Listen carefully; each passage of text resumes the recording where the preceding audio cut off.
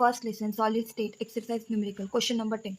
An element has a BCC structure with unit cell age length of 288 picometer. Age length क्या दी है? A is equal to 288 picometer. हमें इसको centimetre में convert करना. As we know, 1 picometer is equal to 10 to the power minus 10 centimetre. तो यहाँ पे पॉइंट यहाँ पे 2 डिजिट पहले शिफ्ट करेंगे तो कैसे आ जाएगा? A is equal to 2.88 into 10 to the power minus 8 centimetre.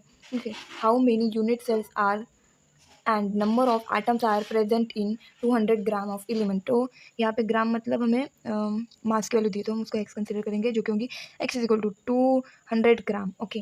फिर देखो ये जो है डेंसिटी ऑफ एलिमेंट भी दी गई है 14.44 ग्राम पर सेंटीमीटर क्यूब. ये बहुत सारे क्वेश्चन बुक्स में प्रिंट ही नहीं की गई है, इसकी वजह से हमारा आंसर आता ही नहीं है. जो कि क्वेश्चन बुक टेक्स्ट बुक में दिया है वो आता ही नहीं है. ओके. बट ये क्वेश्चन में दिया है, अगर आप गूगल में सर्च करते हो तो आपको दिखेगा. ओके. और डेंसिटी इज इक्वल टू 14.44 ग्राम पर सेंटीमीटर क्यूब. ओके.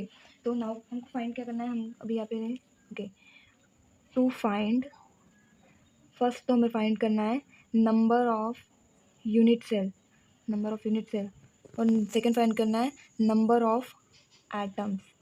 ओके. कितने किसमें? 200 ग्राम ऑफ एलिमेंट में.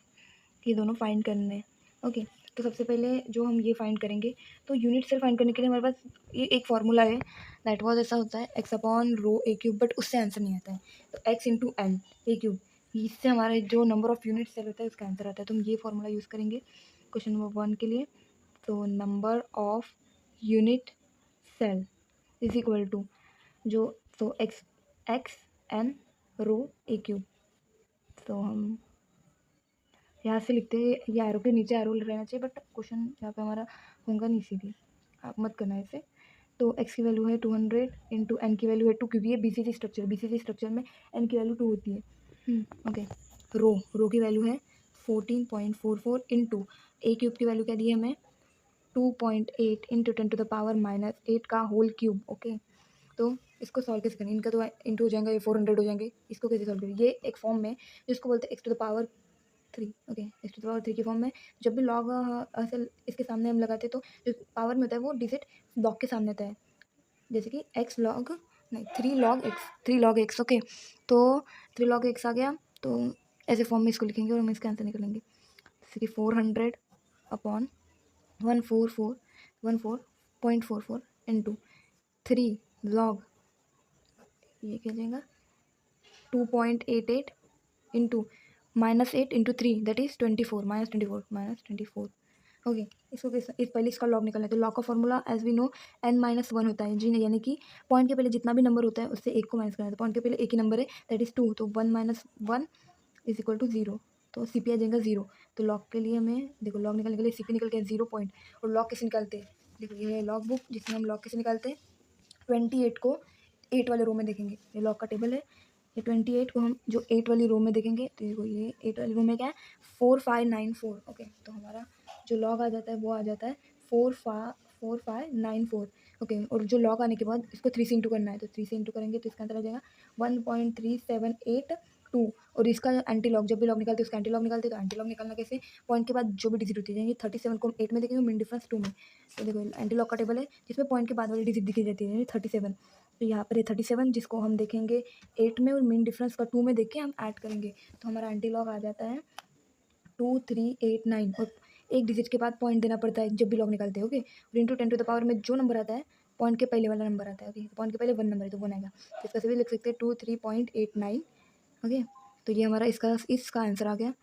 तो 400 अपॉन 14.44 इंटू 23.89.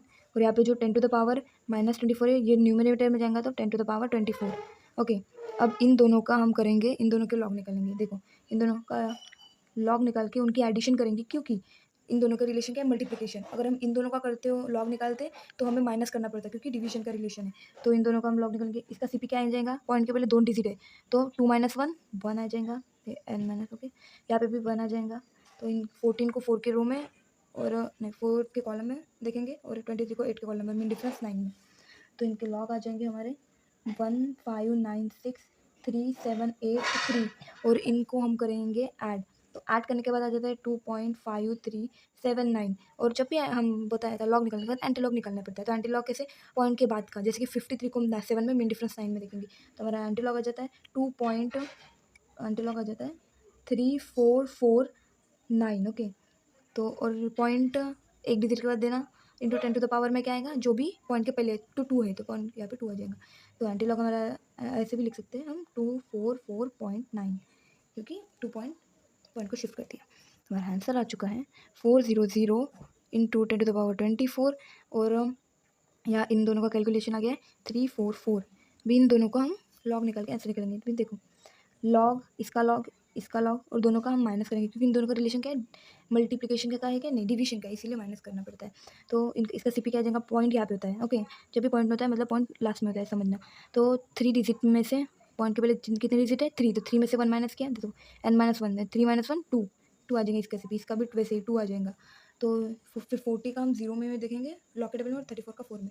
तो हमारा लॉग आ जाएगा 60, 21 एंड 5366। इनको माइनस करेंगे तो हमारा आंसर आ चुका है ये।